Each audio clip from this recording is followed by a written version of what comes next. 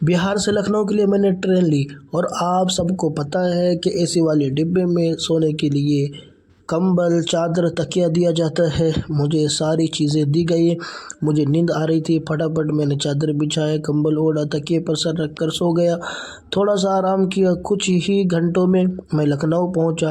جب میں لکھنؤ پہنچا تو وہاں مجھے ایک دوست سے ملاقات ہوئی۔ یہ میرا دوست ہے جو کہ کیرلا میں میرے ساتھ رہا، بڑا ہی اچھا دوست ہے۔ انہوں نے کہا کہ چلو ہمارے گھر پہ رکنا، ہمارے گھر پہ کھانا پینا اور صبح کو نکل جانا۔ میں ان کے گھر پر گیا اور انہوں نے رہنے کا انتظام کیا، کھانے کا انتظام کیا۔ ہم لوگ کھانا کھانے سے فارغ ہوئے، بہت سی باتیں کی، پرانی باتیں کی اور ہم لوگ سو گئے۔ صبح جلدی اٹھے، فجر کے ٹائم اب مسجد کے لیے نکلے۔ مسجد جب گئے تو کافی ٹائم بچا ہوا تھا جماعت میں نے قرآن شریف لیا اور پڑھنا شروع کیا۔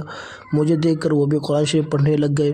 ہم دونوں نے قرآن پڑھی، فجر کی نماز ادا کی اور واپس گھر جا کر آرام سے سو گئے۔ صبح جلدی اٹھے اور دوپہر کے وقت ظہر کے ٹائم دسترخوان لگایا گیا۔ دسترخوان پر چپاتی، روٹی، تندوری روٹی، قیمہ، سلاد سب رکھا گیا۔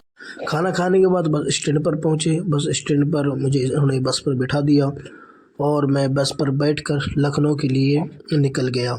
فائنلی میں لکھنؤ پہنچا۔ مجھے بتائیں کہ میں لکھنؤ میں کس اسٹیشن پر ہوں۔ یہ اسٹیشن بڑا ہی اچھا اسٹیشن ہے، اس کا نام ہے چار باغ۔ جی ہاں، چار باغ۔ چار باغ اسٹیشن پر پہنچا اور یہ بڑا ہی خوبصورت اسٹیشن ہے جو کہ لکھنؤ میں ہے۔ میں نے سوچا کہ تھوڑا آگے سے آپ لوگوں کو دکھاؤں کہ آگے سے کتنا اور کیسا لگتا ہے۔ میں اس اسٹیشن کے آگے گیا تو اس کے اوپر دیکھا تو اردو میں لکھنؤ لکھا ہوا تھا، ہندی میں لکھنؤ لکھا ہوا تھا، انگلش میں لکھنؤ لکھا ہوا تھا، جسے سارے لوگ ویڈیو اور فوٹو کلک کر رہے تھے۔ میں وہاں سے بس میں جا کر بیٹھا، بہرائچ کے لیے میں نکلا۔ مجھے بہت زور کی بھوک لگی، شام کا وقت تھا تو چنا میں نے لی اور چنا کھانا شروع کیا۔ چنا کھا کر اپنے پیٹ کو بھرا اور فائنلی میں بہرائچ پہنچا۔ ایک مسجد میں جا کر میں رکا۔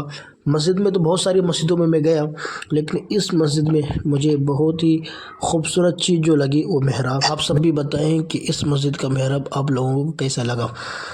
اب وہاں سے بہت ہی مشہور و معروف ولی حضرت سید مسعود غازی، سالار مسعود غازی رحمۃ اللہ علیہ، ان کے دربار میں نے حاضری دی، فاتحہ خوانی کی، یعنی فاتحہ پڑھا اور فاتحہ پڑھ کر سب کے لیے، اپنے لیے، اپنے گھر والوں کے لیے اور سارے لوگوں کے لیے دعا کی اور وہاں سے باہر نکل آئے۔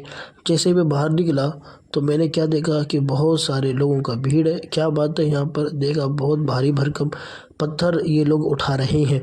کیوں اٹھا رہے ہیں؟ میں نے ایک سے پوچھا کہ بھائی کیا بات ہے، یہ کیوں اٹھایا جا رہا ہے؟ تو سامنے جو پیلے رنگ کا جو شرٹ پہنا ہوا ہے اس شخص نے بتایا کہ جو کوئی جھک کر اس پتھر کو اٹھائے گا، دل میں تمنا لیے رہے گا، تو جس کی تمنا پوری ہونی ہوگی تو یہ پتھر اس کے لیے بہت ہی ہلکا ہو جائے گا، اور جس کا نہیں ہونا ہے وہ بھاری ہو جائے گا، نہیں اٹھا پائے گا۔ بتا رہے ہیں کہ جس کی منت پورا ہونی ہوتی ہے وہ اٹھا لیتا ہے، جس کی نہیں ہوتی وہ نہیں اٹھا لیتا ہے، ایسا ہی کچھ سنا ہے۔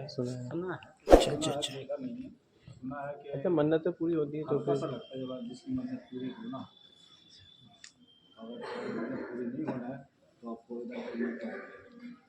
مطلب ہلکا نہیں لگے گا، آپ کو وزن ہی لگے گا اٹھانے کے لیے۔ اٹھا تو لے گا، سب کو اتنا وزن ہے، وزن نہیں لگے گا، ہلکا نہیں لگے گا۔ یہ آپ لوگ ٹرائی کریں، اس کی منت پوری ہوگی تو ہلکا لگے گا، اچھا، بھاری نہیں لگے گا۔ دیکھیے مفتی صاحب، بسم اللہ الرحمن الرحیم، ہو گیا نا؟ ہاں کر لیجیے، بسم اللہ الرحمن الرحیم۔ دیکھا آپ نے یہاں کے لوگوں نے کیا بتایا۔ یہاں کے لوگوں نے کہا کہ ہم نے سنا ہے، حقیقت کیا ہے، کیا سچ ہے، کسی کو نہیں معلوم، بس سنا ہے کہ جو اس کو اٹھائے گا، جس کی منت پوری ہونی ہوگی تو وہ اس کے لیے ہلکا ہو جائے گا، جس کی منت پوری نہیں ہوگی اس کے لیے یہ پتھر بھاری ہو جائے گا۔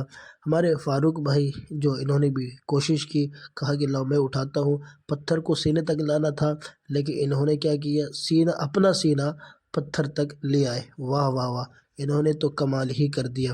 میں نے کہا کہ لاؤ اب میری باری، اب ذرا میں بھی تو دیکھوں کہ کتنا وزن ہے اس پتھر میں۔ میں اللہ کا نام لیا، بسم اللہ پڑھ کے میں آگے بڑھا اور پتھر کو اٹھانا شروع کیا۔ یہ دیکھیں میں نے پہلا پتھر اپنے سینے تک پہنچا دیا۔ دوسری مرتبہ پھر میں نے کہا کہ دوسری مرتبہ بھی اٹھاتا ہوں۔ پھر دوسری مرتبہ میں نے پتھر کو اپنے سینے تک لے آیا۔ واہ، میں اس میں تو کامیاب ہو گیا۔ پھر ہم باہر نکل آئے۔ باہر میں صرف ایک ہی دکان کھلی تھی، رات ہو چکی تھی۔ ایک دکان ہے جس میں چادر ہے، پھول ہے، بس باقی ساری دکانیں بند تھی۔ اس مزار کے بازو میں مسجد ہے، کافی بڑی مسجد ہے۔ اس مسجد میں ہم نے عشاء کی نماز ادا کی۔